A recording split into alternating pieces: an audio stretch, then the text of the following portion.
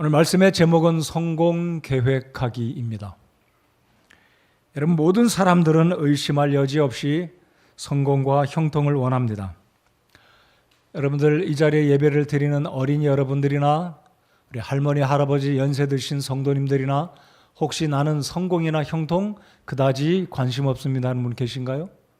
나는 지금 이대로가 이미 하나님 앞에 충분히 감사하고 고맙다고 이렇게 생각하시면서 사신 분도 사실은 없지 않아 계시리라고 저는 믿습니다. 그러나 대부분의 사람들은 이 성공과 형통을 원한다는 사실입니다. 원해도 보통 원하는 게 아니라 무지무지 성공과 형통을 원한다라는 것이죠. 자, 그런데 우리가 성공하기 위해서라면 반드시 계획을 세워야 합니다. 특별히 연초가 되었기 때문에 우리가 성공을 꿈꾸고 희망하는데, 오늘 제가 말씀을 전할 때 우리 그리스도인들이 생각하는 성공과 프로스퍼, 그리스도인들이 생각하는 성공과 세상 사람들이 추구하는, 그리고 세상 사람들이 생각하는 성공은 다르다라는 것을 염두에 두시고 저는 이 말씀을 전하고 또 여러분들 그 말씀을 받으시기를 바랍니다. 자, 본론으로 들어가겠습니다. 자, 오늘 시편 1편 말하는, 성경이 말하는 성공 또는 형통이란 무엇이겠습니까? 3절을 다시 한번 보시겠습니다. 여러분, 3절 말씀을 잘 보시면 우리 하나님께서 말씀하시는 성공 또는 형통이란 무엇인지 이해되기를 바랍니다. 그는 물 있는 강가에 심은 나무, 곧 제철에 열매를 맺는 나무 같으며 그의 잎사귀 또한 시들지 아니하리로다. 그가 하는 것은 무엇이든지 형통하리로다. 3절 마지막 절에 있는 명사 형통, 이 prosper라는 단어가 한글 사전에 보면 success라는 의미로도 성공이라고도 번역이 되어 있습니다. 아무튼 성공 또는 형통. 자, 하나님께서 말씀하신 이 3절의 형통은 우리가 다 원할 겁니다. 건강의 복, 재물의 복, 직장과 사업과 가정에서 다양한 측면에 우리는 성공을 원한다라는 사실입니다. 자, 그래서 이 3절 하반절에 있는 형통이란 히브리어로 살펴볼 때 이렇게 말하고 있습니다. 나아간다, 발전한다 또는 번영한다. 나아간다, 발전한다, 번영한다는 것은 꼭 부유함을 의미하지 않는다라고 우리가 이해할 수 있을 것입니다.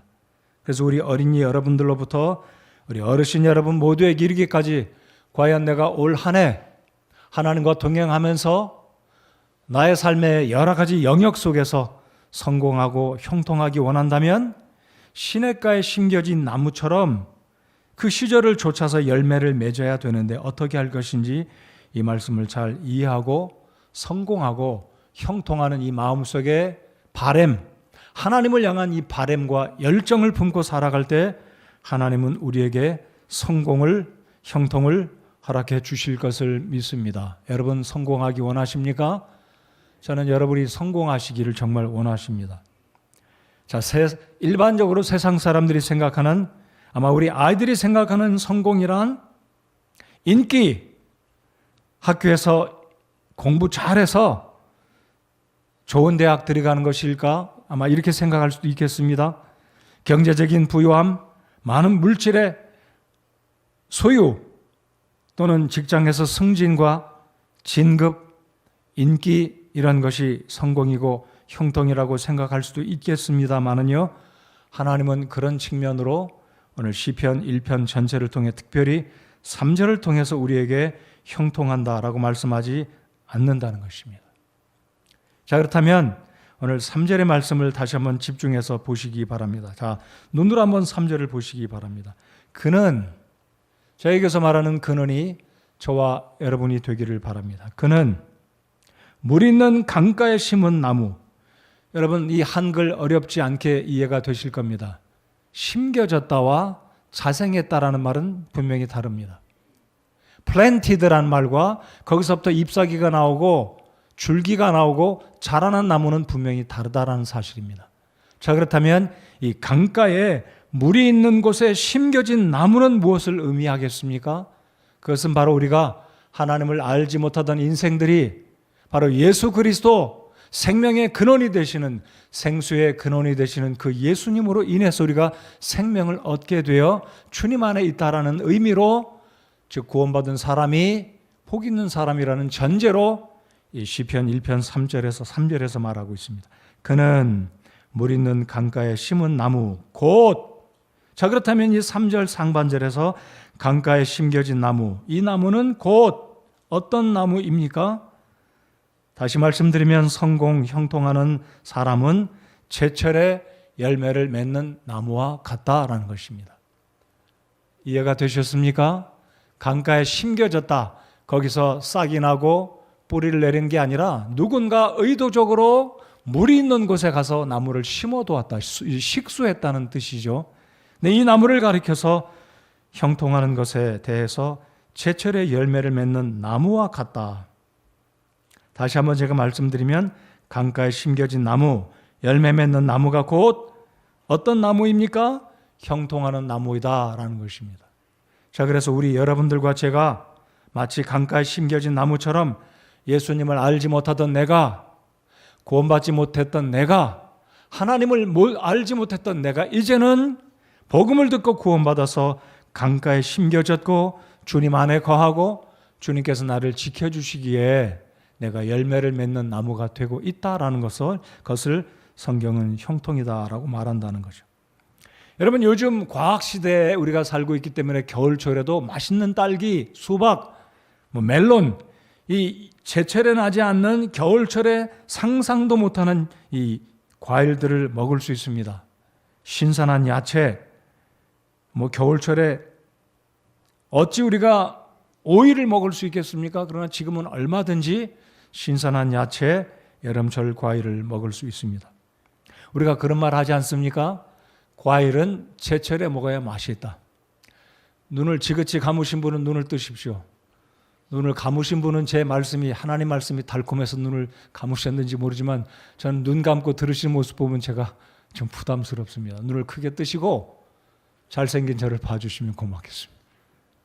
자, 제철에 먹는 과일 맛있지 않습니까? 근데 요즘에는 겨울철에도 얼마나 딸기가 다른지 몰라요. 자, 오늘 하나님 말씀에 시냇가에 심겨진 나무, 곧 제철에 열매를 맺는 이 나무가 형통하는 것이다라고 말씀한 이 말씀을 들으시고, 하나님, 제가 올 한 해 주님 말씀을 묵상하고 하나님 말씀과 동행하며 시편 1편, 여러분 시편 150편을 대표하는 첫 번째 시편은 굉장히 중요한 의미를 담고 있습니다. 이 말씀을 통해 주님, 제가 형통하는 삶을 살도록 이 연초에 결심하고 열정을 품고 이 1장에서, 이 1편에서 제시하는 하나님 형통의 원리를 제가 꼭 배워서 올 한 해 2023년도 그리고 제 삶이 다 맞춰질 때까지 형통하는 삶, 성공하는 삶을 살기를 원합니다 하는 마음으로 저희들 이 말씀을 받기를 원합니다. 여러분, 신약 성경에 이 나무에 대해서, 열매 맺는 나무에 대해서 비유하고 있는 비유, 그 말씀이 있는데 무슨 나무의 비유라고 혹시 기억하십니까? 네, 포도나무입니다. 오늘 제가 요한복음 15장과 시편 1편의 말씀을 이렇게 번갈아 가면서 말씀을 전하겠습니다. 똑같아요. 이 시편 1편이나 요한복음 15장에 있는 말씀이나 원리는 똑같습니다. 자, 8절을 다 같이 읽겠습니다. 8절 시작. 너희가 열매를 많이 맺는 것, 이것으로 내 아버지께서 영광을 받으시나니 이로써 너희가 내 제자가 되리라. 아멘. 내가 구원받아 하나님의 아들, 딸이 되어서 주님의 백성이 되었고 이제 예수님의 제자가 될 수 있는 그 원리는, 열매를 맺는 사람은 하나님의 영광을 받으시고 우리 주님이 기뻐하시는 제자가 된다라고 말씀을 하십니다. 자, 그래서 시편 1편과 꼭 기억하시기 바랍니다. 요한복음 15장은 열매 맺는 원리, 이 열매 맺는 이 비결을 가르쳐주고 계신다라는 것입니다.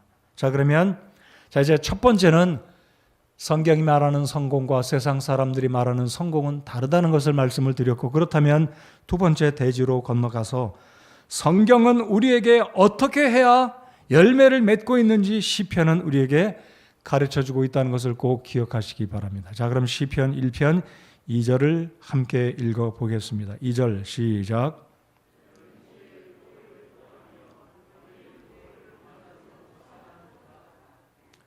여러분 2절의 말씀 다 이해하셨으리라고 생각합니다. 제가 한번 여쭤볼까요? 내가 형통하는 삶, 성공하는 삶을 살고자 할진대 강가에 심은 나무 곧 제철에 열매를 맺는 나무가 되어야 되는데 2절에서 말하는 열매 맺는 비결은 무엇이라고 하나님이 우리에게 일러주고 계신가요? 하나님 말씀을 기뻐하는 삶이고 주님 말씀을 밤낮으로 묵상하는 것이다라고 주님이 가르쳐주고 계십니다. 여러분, 제가 올해 첫 주에 1월 1일 첫 주에 말씀을 전할 때 그런 말씀 드렸어요. 오늘 제가 말씀드리는 것은 특별한 것도 아니고 어려운 말씀도 아니고 신학적인 굉장한 말씀도 아니지만 단순하지만 굉장히 중요한 말씀을 드립니다 라고 말씀을 드렸습니다. 여러분 2절의 말씀은요, 어려운 말씀도 아니고 잘 아는 말씀이지만 너무너무 중요한, 우리 그리스도인들이 열매 맺고 성공하려면 반드시 이거 지나쳐서는 절대로 성공하는 삶, 열매 맺는 삶 살아갈 수 없다는 것을 꼭 기억하시기 바랍니다. 자, 그렇다면 저와 여러분이 올 한 해뿐만 아니라 우리의 일생 동안에 하나님을 기쁘시게 하고 열매를 맺는 삶을 살아가면서 성공하기 원한다면 반드시 주님 말씀을 기뻐하는 삶을 살아가야 한다는 것입니다. 여러분, 하나님 말씀을 기뻐할 때 우리 주님은 우리를 축복하시고 그 말씀이 마치 강가에 옮겨다 심은 식수한 나무처럼 시절을 쫓아 물기를 공급받아서 가뭄에도 마르지 않고 영양분을 받아서 정말 열매를 맺는 이 비결은 다른 데 있는 것이 아닙니다. 그 첫 번째가 하나님의 말씀을 기뻐하는 것입니다. 여러분, 시편 119편 말씀을 잠깐 보시면 119편 113절에서 다윗은 이렇게 이야기합니다. 우리 다 같이 113절 읽어보시겠습니다. 시작. 내가 허탄한 생각들은 미워하나 주의 법은 사랑하나이다. 내가 허탄한 생각들, 여러분 우리의 마음속에서 무엇을 생각하고 있는지 허탄한 생각들에 우리가 사로잡혀서 살아가기가 너무너무 쉬워요. 허탄한 생각.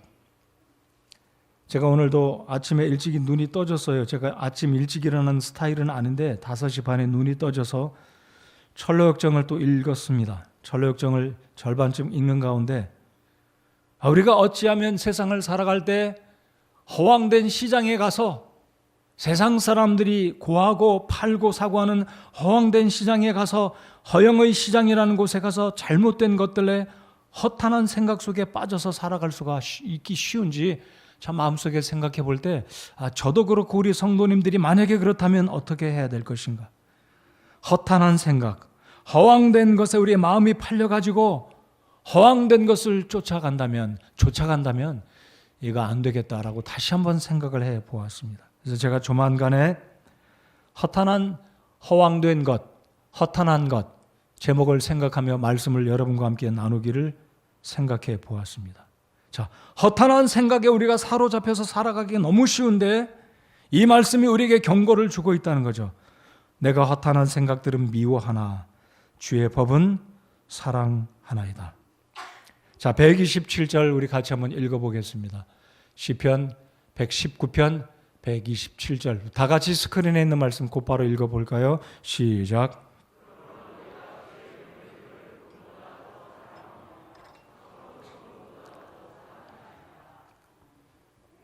얼마나 귀한 말씀인지 모르겠습니다. 그러므로 내가 주의 명령들을 금보다 더 사랑하오며 참으로 정금보다 더 사랑하나이다.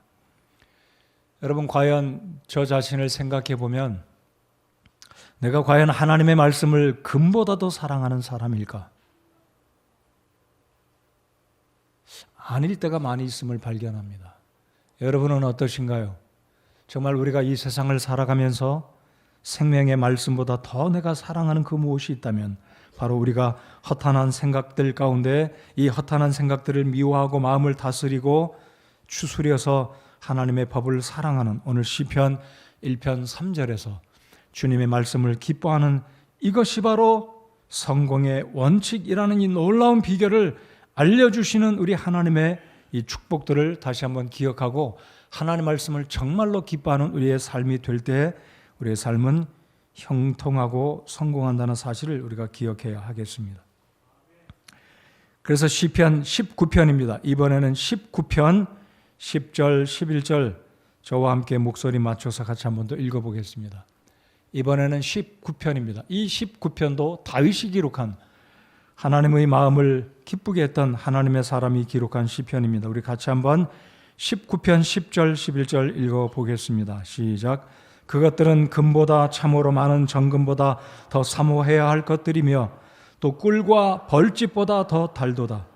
주의 종이 또한 그것들로 경고를 받나니 그것들을 지킬 때에 큰 보상이 있나이다. 아멘.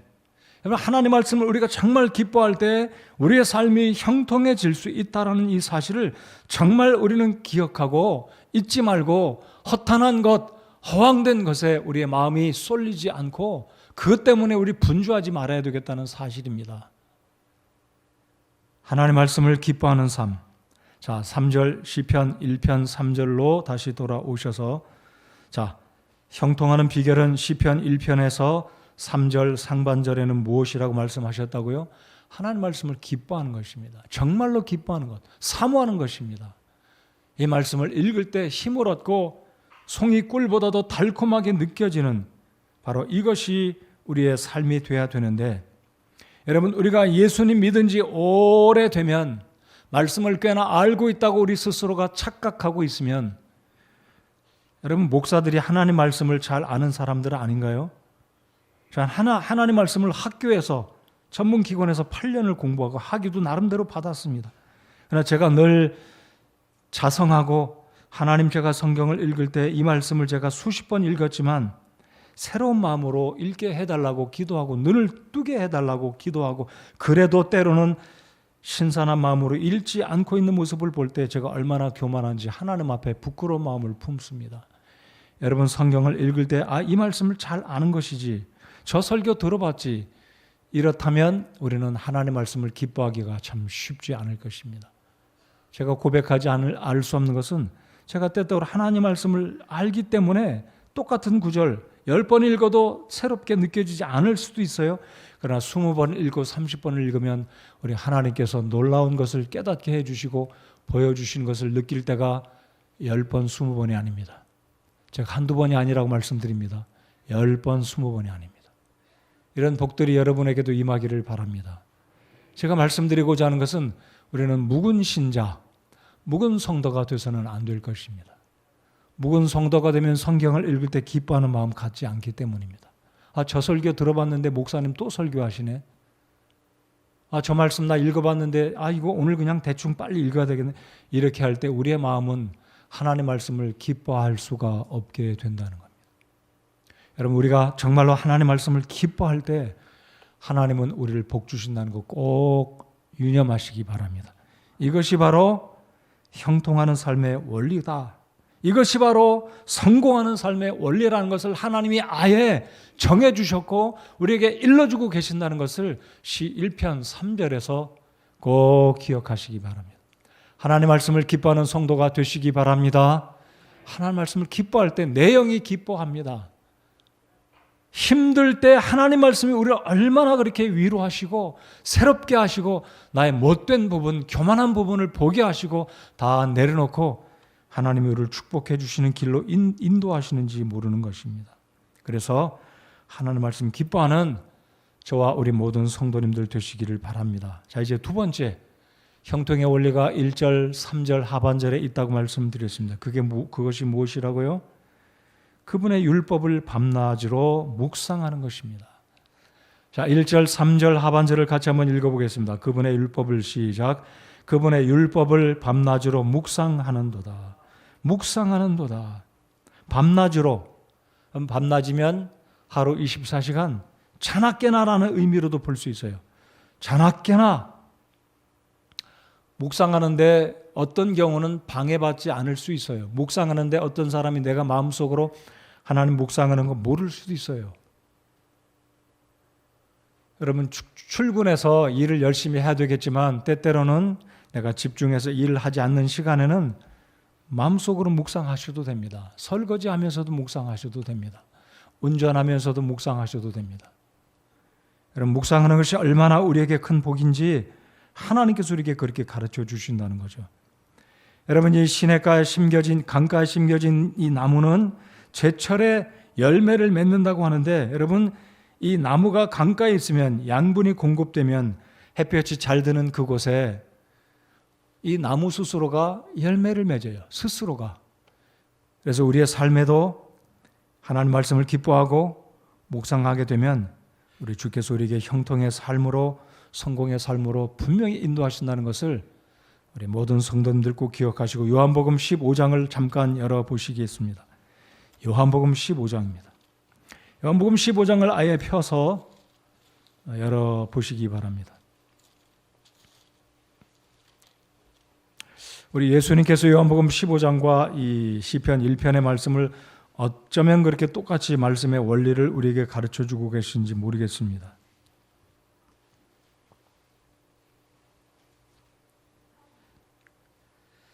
자, 말씀을 기뻐하고 하나님의 말씀을 묵상할 때 우리는 성공하는 삶, 우리의 삶이 정말 프로스퍼할 것입니다.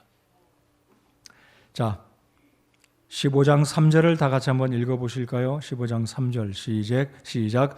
이제 너희는 내가 너희에게 일러준 말로 깨끗하게 되었으니, 너희는, 여기서 말한 너희는 구원받은 성도들을, 여러분들을 말씀합니다. 이제 너희는 예수 그리스도의 보혈로 정결케 되어서 모든 죄 용서받았으니 너희는 깨끗하게 되었다. 자, 이 깨끗하게 되었다는 것은 열매 맺고자 하는 첫 번째 필수적 그리고 플러스 선행 조건입니다. 깨끗게 되지 않고서는 열매 맺을 수가 없다는 거예요. 그래서 우리 그리스도인들은 이미 예수님의 보혈로 깨끗함을 입었습니다. 복음을 듣고 그 복음을 믿고 영접하여 예수 그리스도를 나의 구주로 영접하여 구원받았습니다. 이 시간에 아직 구원받은 확신이 없으신 분들은 거기서 잠깐 스탑하셔야 돼요. 왜냐하면 여러분은 그 다음에 증거되어진 말씀과 연관이 없기 때문에요. 여러분 구원받지 않았다면 여러분 아직 깨끗한 사람이 아닙니다. 아마 구원받지 않은 분 가운데는 저보다도, 여기 앉아 계신 그리스도인들보다도 더 깨끗할 수 있지만 하나님이 보실 때는 깨끗한 분이 아니다라고 저는 말씀드리고 싶습니다. 저보다 의로우실 수 있어요. 저보다 유능한 분일 수 있습니다. 저보다 탁월한 여러 가지 모습을 지닐 수 있는 분일 수 있지만, 오늘 말씀에 의하면 예수 그리스도를 영접하지 않은 분들은 거기까지입니다. 구원받지 않은 분들은 절대로 깨끗한 분이 아닙니다. 자, 우리가 열매를 맺으려면 오늘 이 말씀처럼 예수 그리스도를 영접하고 깨끗함을 입을 때 열매를 맺는 선행 조건, 필수 조건이 이제 시작된다라는 것입니다. 자, 4절로 넘어갈게요. 4절, 내 안에 거하라. 구원받은 사람들은 이제 주님 안에 거하는 자가 되었습니다. 주님 안에 거하는 자는 주님이 뭐라고 말씀하십니까? 나도 너희 안에 거하리라. 가지가 포도나무 안에 거하지 아니하면 스스로 열매를 맺을 수 없는 것 같이 너희도 내 안에 거하지 아니하면 더 이상 열매를 맺을 수 없느니라. 더 이상 열매를 맺을 수 없다고 말씀하십니다. 세상에서 구원받지 않은 사람이 탁월할 수 있습니다.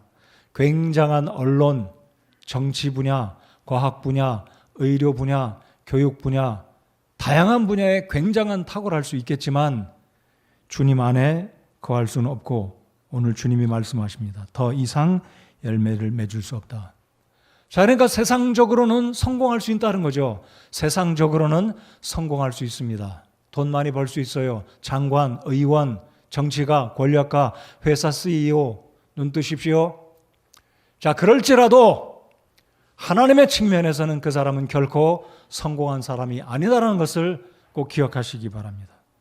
여러분, 주님 안에 거하시면서 말씀으로 늘 사모하고 기뻐할 때, 그리고 그 말씀을 묵상할 때 하나님은 우리에게 열매를 맺을 수 있는 이 축복을 주신다는 이 사실을 요한복음 15장에서도 하고 계시다라는 것입니다. 자, 7절 보시겠습니다. 자, 예수 그리스도의 보혈로 거듭나야 됩니다. 주님 안에 있어야 됩니다. 주님 안에 있는다는 말은 여주동행이라는 뜻입니다. 주님과 동행하는 삶.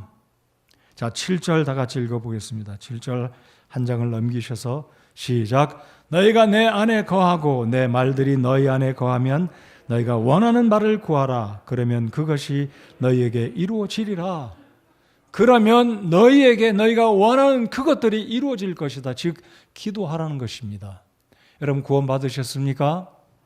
우리가 구원받았다면 이제 말씀 안에 거하고 그 말씀을 기뻐하고 묵상하며 말씀이 원하는, 말씀이 지도하는, 말씀이 우리를 가이드하는 그 가이드라인 안에 거할 때 그것이 바로 주님 안에 거하는 것이고, 그 말씀 안에서 순종하며 살아갈 때 기도하면 우리 주께서 응답해 주시겠다. 조건절입니다. 7절, 너희가 내 안에 거하고, 조건이죠. 내 말들이 너희 안에 거하면 조건입니다. 너희가 원하는 바를 구하라. 조건입니다. 주님 안에 구원받은 삶, 말씀 안에 거하는 삶, 그리고 주님의 뜻 안에서 살아갈 때 기도하면 7절 마지막 절에 그러면 그것이 너희에게 이루어지리라. 우리 하나님께서 이런 놀라운 약속들을, 이 약속들을 우리에게 해주고 계신 것 얼마나 감사한지 모르겠습니다. 자, 이제 9절로 또 한번 보시겠습니다. 아버지께서 나를 사랑하신 것 같이 나도 너희를 사랑하였으니 너희는 내 사랑 안에 거하라. 우리가 주님 안에 형통하는 삶, 성공하는 삶을 살려면 말씀을 기뻐하고 묵상해야 되는데, 요한복음 15장에서 우리 주님께서 제시하고 계시는 형통하는 삶, 즉 열매 맺는 삶의 또 다른 주님의 이 요구, 주님의 가르치심은 사랑 안에 거하는 삶입니다. 저는 오늘 아침에 이 설교를 다 묵상하고 준비하고 설교 준비를 다 끝마쳤지만 또 한 번 묵상했을 때 이런 생각을 제 마음속에 해보았습니다. 이 주님 안에 사랑하는 삶이란 모든 문제의 해결이구나. 나 개인적인 문제의 해결이고 다른 사람과의 문제의 해결이고, 어떤 문제도 이 사랑이 있다면 이 사랑은 가장 위대한 것이라서 우리의 인생 가운데 모든 문제들을 해결할 수 있는 가장 위대한 힘이고, 문제들을 해결할 수 있는 비결이 바로 사랑이구나 깨달았습니다. 여러분 공감하시는지 모르겠지만 사랑하면 문제 해결 안 될 게 없잖아요. 여러분 옆에 분 한번 쳐다보시면서 사랑합니다 한번 이야기해 볼까요? 여러분 정말 사랑하십니까? 제가 어젯밤에도 묵상해 보았어요. 주님, 제가 이 말씀을 묵상하며 사랑 안에 거하면 열매를 맺게 해주신다고 그랬는데, 제가 주님 우리 교회 성도들 다 사랑하는 목사인가요? 생각해 봤어요. 그리고 퀘스천 마크가 진짜 남았어요. 주님, 제가 진짜로 사랑하고 있나요? 주님이 모르시기 때문에 제가 묻고 있는 게 아니에요. 주님은 다 아십니다. 여러분, 주님께서 여러분의 마음 다 알고 계신다고 믿으십니까? 제가 우리 성도들 다 사랑하고 있는 것을 하나님이 다 알고 있다고 믿으십니까? 한국말 안 어렵죠? 제가 하나님께 질문할 필요가 없어요. 다 아십니다. 근데 제가 질문하는 이유는 제 스스로를 점검해 보기 위해서 물었습니다. 하나님, 제가 진짜 제 성도들, 죄송합니다. 제 성도들이에요. 하나님이 저에게 맡겨준 저의 양떼들입니다. 제가 사랑하고 있는지 제가 이 질문을 해보았어요. 자신이 없었습니다. 우리 교회 성도들이 300명인지 400명인지 다 정확하게는 모르겠지만 제가 진짜로 우리 교회 아무개 성도, 우리 꼬맹이서부터 어른에 이르기까지 정말 다 사랑하고 있는지 부족합니다. 그러나 사랑해야 되겠다. 결심을 하고 또 이 자리에 섰습니다. 사랑은 위대한 힘이 있습니다. 주님 안에 거할 때, 사랑 안에 거할 때 우리는 열매 될 것이고, 우리 사랑하는 성도 여러분들도 사랑하면 해결하지 못할 문제가 없고, 사랑하면 열매 맺는 사람이 된다라는 이 주님의 이 약속의 말씀을 믿고 확신하시는 저와 여러분 모두가 되시기 바랍니다. 9절을 한번 우리 같이 한번 읽어보겠습니다. 사랑 안에, 자 9절 시작. 아버지께서 나를 사랑하신 것 같이 나도 너희를 사랑하였으니 너희는 내 사랑 안에 거하라. 10절 시작. 내가 내 아버지의 명령들을 지켰고 그분의 사랑 안에 거하는 것 같이 너희도 내 명령들을 지키면 내 사랑 안에 거하리라. 사랑하면 열매를 맺는다고 주님 말씀하십니다. 너희가 내 아버지의 명령들을 지켰고 그분의 사랑 안에 거하는 것 같이, 여러분 저는 최소한 기본적으로 예수 그리스도께서 나를 위해서 죽으셨다는 것을 믿고 자신의 죄를 회개하고 예수님을 영접하고 구원받은 성도라면 이미 하나님의 사랑 안에 있는 성도다라고 저는 믿어요. 그렇습니까? 그렇다면 우리가 구원받았다면, 하나님의 사랑 안에 있다면 이제는 내가 그 하나님의 사랑을 가지고 어느 누구든지 내 사람이든지 내 가족이든지 회사의 동료든지 불신자들이든지 우리 교회에 있는 성도이든지 우리가 서로 사랑하면 우리 주님께서 우리를 기쁘게 받아주신다라는 거죠. 자, 그렇게 할 때 하나님은 우리를 열매 맺는 성도가 되게 하신다. 이런 축복을 주신다라고 약속을 하십니다. 자, 12절을 또 한번 보시겠습니다. 12절입니다. 내 명령은 곧 내가 너희를 사랑한 것 같이 너희도 서로 사랑하라 하는 이것이니라. 똑같은 반복의 말씀입니다. 내 안에 거하라. 사랑 안에 거하라. 내 명령은 내가 너희를 사랑한 것 같이 너희도 서로 사랑하라 하는 이것이니라. 사랑에는 거짓이 없습니다. 사랑은 교만하지 아니하고 사랑은 물에 행치 아니하고 사랑은 자기의 유익을 구하지 아니한다라고 말씀하십니다. 사랑은 모든 것을 용납합니다. 참아줍니다. 용서합니다. 오늘 이 시간에 그러한 사랑이 저와 여러분 마음속에 우리의 행실 가운데 가득하기를 소원합니다. 바로 이 사랑이 있을 때, 사랑 안에 거할 때, 형제를 사랑할 때, 불신자들을 사랑할 때 하나님은 우리에게 열매를 맺는 이 축복을 주실 것이고, 열매를 맺는 성도가 될 때 우리는 성공하는 삶을 비로소 형통하는 삶을 살아가게 된다라는 것입니다. 자, 그래서 오늘 요한복음 15장에서는 이 시편 1편에서 제시하고 있는 주님의 말씀을 기뻐하고 묵상하는 것 두 가지 간단하게 말씀 단순하게 짧게 이야기하셨지만 요한복음 15장은 조금 디테일이 여러 가지가 있습니다. 주님 안에 거하고 깨끗함을 입어야 되겠고, 자, 15장 앞장으로 다시 넘어가셔서 이제 마지막 15장에서 제시하고 있는 것이 무엇인지 2절을 다 같이 한번 보시겠습니다. 자, 15장 2절 다 같이 읽겠습니다. 시작. 내 안에서 열매를 맺지 아니하는 모든 가지는 그분께서 제거하시고 열매를 맺는 모든 가지는 깨끗하게 하사 그것이 더 많은 열매를 맺게 하시느니라. 자, 2절에서는 조금 고통이 뒤따르는 조건입니다. 아픔이 뒤따릅니다. 내 안에서 열매를 맺지 아니하는 모든 가지는 그분께서 제거하시고. 자, 이 15장의 이 말씀은 일단 구원받은 사람에게 주시는 말씀이다라고 믿어요. 왜입니까? 1절에 나는 참 포도나무여 내 아버지는 농부시니, 지금 구원받은 성도들에게 특별히 이 15장은 예수님께서 십자가에 달려 죽임당하시기 바로 직전 일주일 전에 마지막 강론, 다락방 강론에서 들려주신 말씀 14장부터 너희는 마음에 근심하지 말라. 내가 아버지께로 갈 터이니 너희를 위해서 처소를 예비하면 내가 다시 올 것이다 말씀하신 연속선상에서 주님이 주시는 말씀이기 때문에 그렇습니다. 쉽게 말씀드리면 영어로 The Upper Room Discourse라고 말씀합니다. 제가 가급적 영어를 안 써야 되겠다 생각을 하는데 용서해 주시고요.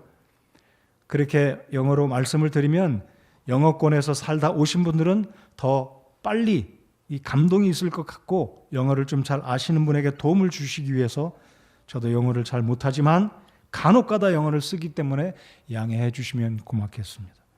자, 이 14장 15장부터는 예수님이 죽음을 앞두시고 마지막 유언과 같은 간절한 간곡한 말씀을 사랑하는 당신의 제자들에게 들려주시는 말씀인데, 그래서 1절 15장 1절의 전제는 구원받은 당신의 제자들 백성들에게 주시는 말씀이다라는 것입니다. 자, 그런데 2절을 보면 열매를 맺지 않는 나무는 우리 주님께서 제거해 버린다는 거예요. 자, 이 제거가 그럼 무슨 뜻이겠습니까? 징계하신다는 뜻입니다. 열매 맺지 않는 나무는 잘라버린다는 거예요. 다 잘라버리는 거예요. 잘라버린다는 것은 고통이지 않겠습니까? 하나님께서 내 삶의 어떤 일부를 가져가시는, 허락지 아니하시는, 내 마음속에 아픔을 주시는, 내 자녀의 삶에 아픔을 주시는, 그것이 바로 주님은 우리에게 간혹가다 열매 맺게 하기 위해서 너 정신 차려라 라고 하시고 우리에게 제거해 주시는 주님의 사랑의 강도를 여기서 말씀하신다는 거죠. 자, 그러면 2절 하반절을 보시면 열매를 맺는 모든 가지는 깨끗하게 하사. 말씀이 좀 이상해요.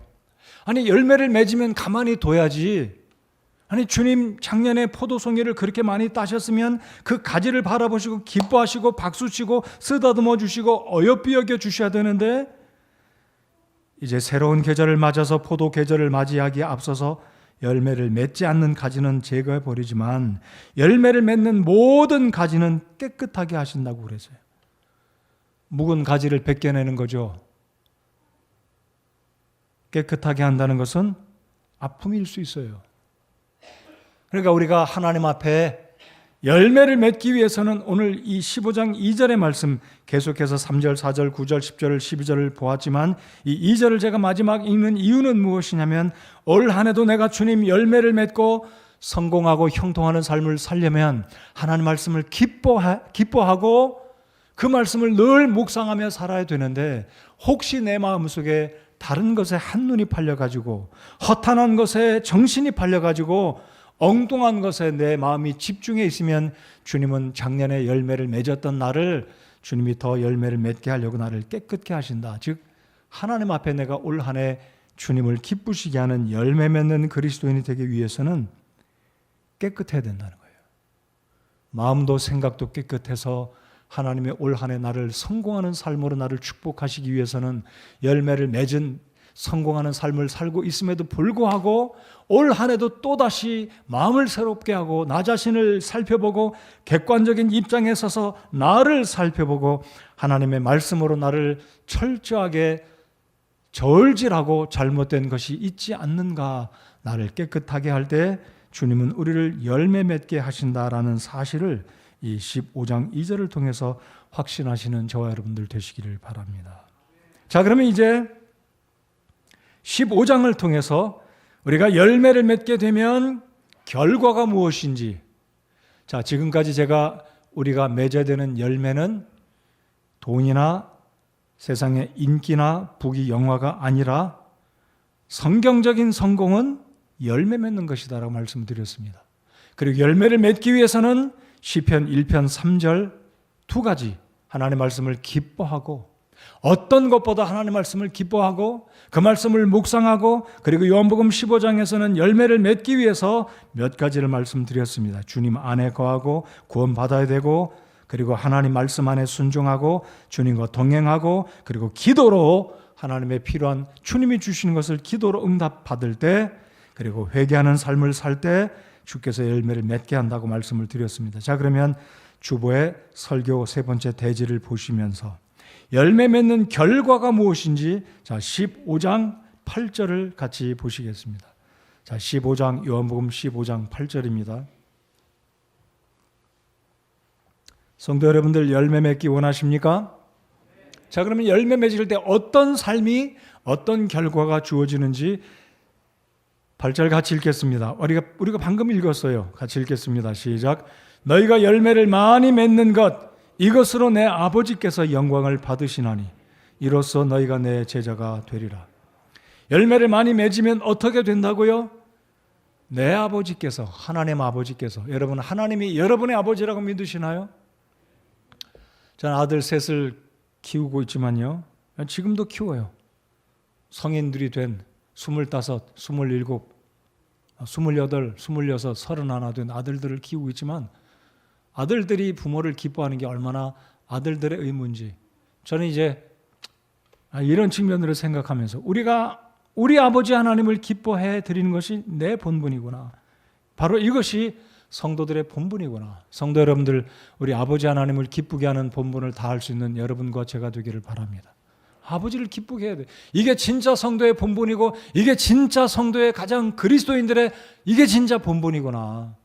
여러분 다른 데 힘쓸 필요가 없다고 생각합니다. 우리 하나님 아버지를 기쁘게 한다면 이것처럼 어디 가서 부끄러운 그리스도인이 안 되고 정말 하나님을 어디 가서도 누구에게 말할 때 자신 있게 말할 때 나는 정말 집사가 아닐지라도 뭐 장로교에서 말하는 장로, 권사, 목사가 아닐지라도 내가 하나님 앞에 내가 당신 앞에 이 그룹 앞에 우리 가족 앞에 적어도 내가 말할 수 있는 것은 나는 하나님 아버지 기쁘시게 하고 있는 사람이고 지금도 내 마음속에서 확신하기를 나는 정말 하나님 아버지를 기쁘게 하는 성도다.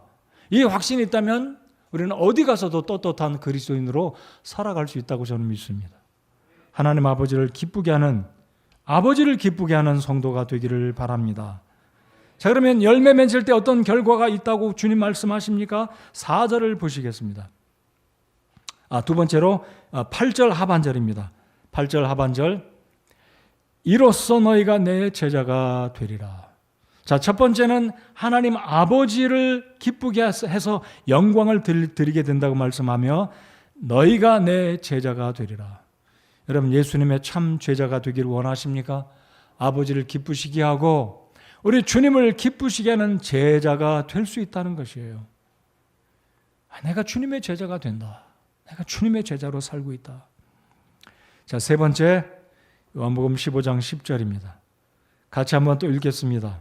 시작. 내가 내 아버지의 명령들을 지켰고 그분의 사랑 안에 거하는 것 같이 너희도 내 명령들을 지키면 내 사랑 안에 거하리라. 내 명령들을 지키면 아버지를 기쁘시게 하고 주님께 영광을 올려드릴 수 있게 되지만 너희가 내 사랑 안에 거하게 된다. 우리 주님이 우리를 사랑하신다는 겁니다. 여러분, 주님께 사랑받는 자녀가 되기 원하십니까? 정말 우리 교회의 머리 되신 나를 구원하신 주님께 내가 사랑받는 성도가 된다는 것은 얼마나 큰 축복이 아닌지 모르겠습니다. 네 번째, 11절입니다. 내가 너희에게 이 일들을 말한 것은 내 기쁨이 너희 안에 머물러 있어 너희 기쁨이 충만하게 하려 함이니라. 하나님의 말씀을 읽을 때 기쁨으로 읽어야 되겠지만 우리가 요한복음 15장에 제시하고 있는 이 열매 맺는 비결들, 열매 맺는 이 원리들을 실천하면 우리가 주님의 사랑 안에 거하게 되지만 또 하나는 우리 주님이 주시는 기쁨이 우리 마음속에 가득하게 된다는 거예요. 여러분, 마음속에 기쁨이 가득하기를 원합니다. 여러분, 오늘 예배를 마치고 돌아가실 때 오늘 내가 정말 교회 가서 하나님 말씀을 잘 듣고 왔다. 이 기쁨 가운데 한 주일을 또 살아가실 수 있는 여러분 모두가 되기를 우리 예수님의 이름으로 축원을 드립니다. 기쁨이 충만한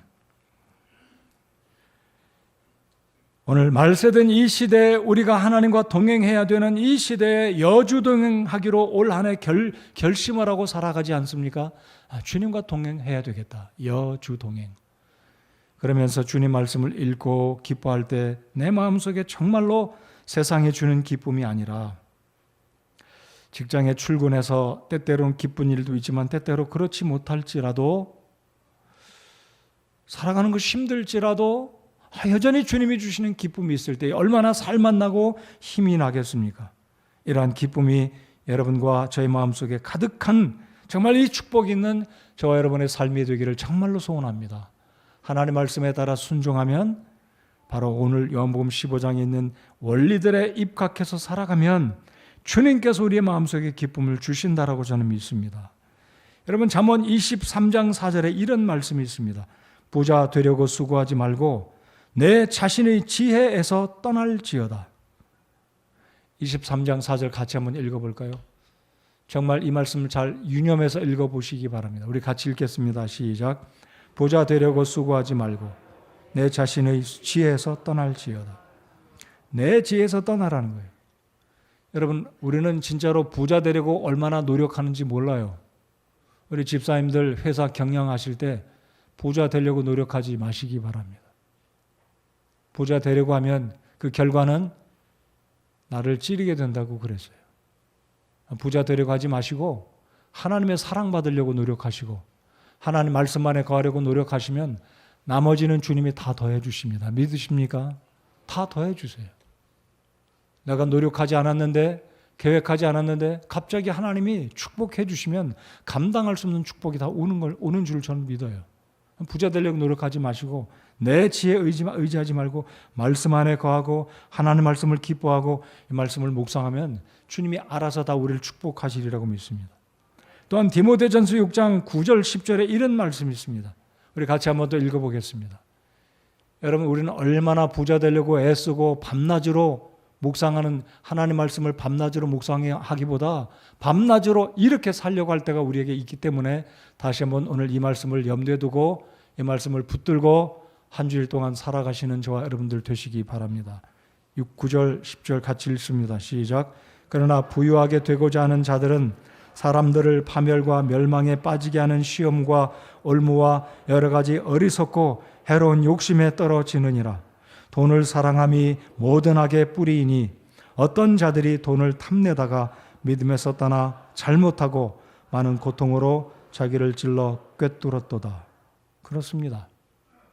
오늘 이 말씀을 기억하시고 하나님 제 삶에 말씀을 기뻐하고 말씀을 묵상하고 요한복음 15장에 열매 맺는 이 비결 원리들을 주님이 가르쳐 주신 그것 기억하고 어린아이와 같은 마음으로 이 말씀 붙들고 살아가게 해 주십시오라고 그렇게 우리가 살아갈 때 주님이 축복해 주실 것입니다. 다시 시편 1편으로 돌아오시겠습니다.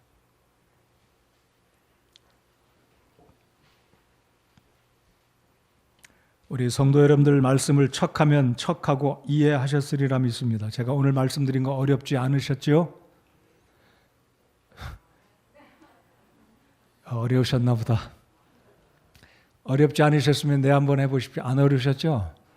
원리를 다 기억하시기 바랍니다. 자, 그러면 이제 시편 1편 4절을 우리 같이 한번 읽어보겠습니다. 4절 읽겠습니다. 시작. 경건치 아니한 자들은 그렇지 아니하며 오직 바람에 날리는 겨와 같도다. 자, 여기서 말한 경건치 아니하다는 말은 악한 사람 말하는 게 아닙니다.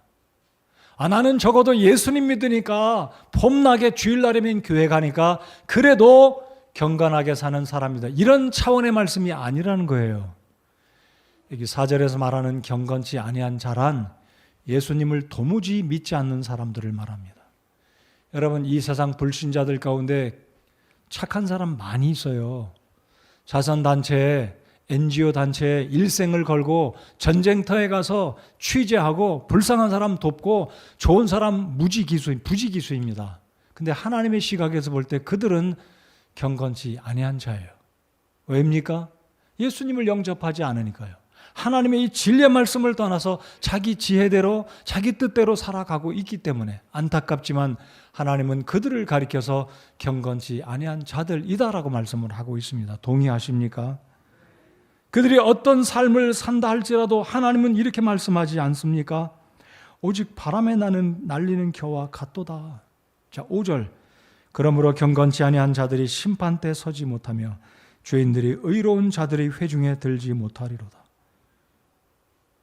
그렇습니다. 아무리 훌륭하고 탁월하고 좋은 삶을 살아간다 할지라도 오늘 이 말씀에 입각해 보면 구원받지 아니한 자들은 여전히 경건치 아니한 자들이고 결국 이 세상을 떠날 때 누구든지 다 죽어서 이 세상을 떠날 때 그 구원받지 아니한 자들은 의로운 자들의 회중 속에 들지 못한다는 거예요. 천국에 들어가지 못한다는 말입니다. 찬송가 269장에 보면 이런 찬송이 있어요. 웬 말인가 내 형제여. 3절에 보면 웬일인가 내 형제여 재물만 취하다 세상 물건 불탈 때에 너도 타겠구나. 어리석은 자는 세상에 허황된 것, 소위 세상 사람들이 말하는 형통하다, 성공했다라는 소위 말하는 그것을 쫓아서 그것을 얻으려고 정신없이 살아갑니다.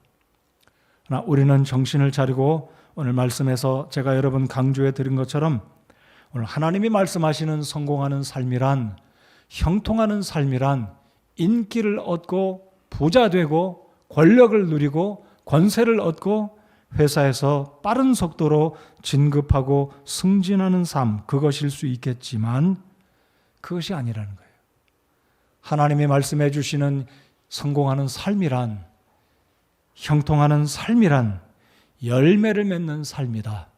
열매를 맺는 삶이란 하나님을 기쁘시게 하고 사랑 가운데 하나님을 기쁘시게 하는 그러한 삶이 진정으로 하나님이 말씀해 주시는, 하나님이 인정해 주시는 성공하는 삶이다라는 것을 꼭 기억하시기 바랍니다. 여러분, 미국의 유수한 대학들, 소위 말하는 아이비리그의 대학들이 동북부에 많이 있습니다. 그 중에 두 개를 간단히 말씀드리면 1636년 하버드 대학교가 세워지지 않았습니까? 이 하버드 대학은 하버드 사람의 이름을 따라 그 학교가 지어졌는데 이 학교는 원래 하나님의 말씀을 전하는 목사들을 양성하기 위해서 시작된 신학교였습니다. 세계에서 가장 유명한 대학교죠. 또한 1701년에 예일대학교, 이 예일이라는 분의 이름을 따라 학교 이름을 예일대학교로 만들었습니다. 여러분 하버드 대학교에 가시면 하버드 대학교 로고가 라틴어로 베리타스라는 라틴어로 로고에 새겨져 있습니다. 이 베리타스라는 말은 영어로 the truth, 진리라는 뜻입니다. 예일대학교의 이 학장님, 이 총장을 지냈던 W.L. 펠프 박사, 이분이 이런 말을 했어요. 나는 대학 교육이 얼마나 중요한지 잘 알고 있습니다. 그러나 성경 교육이 없는 대학 교육보다는 대학 교육이 없는 성경 교육이 인간을 더 고귀하게 만듭니다. 라고 고백을 했어요. 잘 새겨드려야 될 중요한 말이라고 생각합니다. 아직 대학 전형 과정이라서 우리 교회 고3 학생들이 대학 전형을 치르고 있습니다. 제가 다시 한번 읽고 싶습니다. 나는 대학 교육이 얼마나 중요한지 잘 알고 있습니다. 그러나 성경 교육이 없는 대학 교육보다는 대학 교육이 없는 성경 교육이 사람을 더 고귀하게 만든다.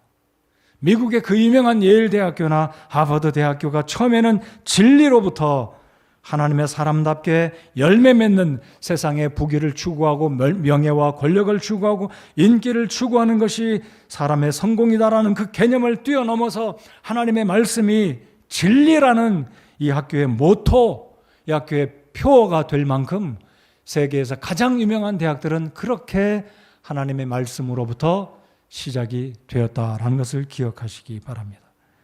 우리 교회 학부모 여러분들, 여러분의 자녀를 잘 키워서 좋은 대학교에 들어가야 되겠죠.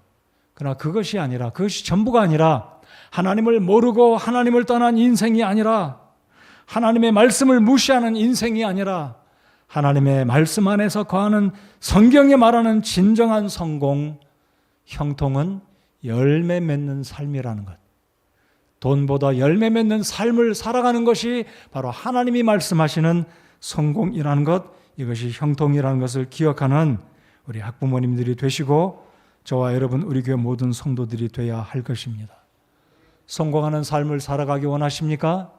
말씀을 기뻐하시고 묵상하시고 요한복음 15장에 주님이 제시한 열매 맺는 원리대로 살아가서 우리 주님을 기쁘시게 하는 주님의 제자로서 하나님의 사랑 가운데 거하는 저와 여러분 모두가 되시기 바랍니다. 자리에서 일어나서 우리 함께 찬송하겠습니다.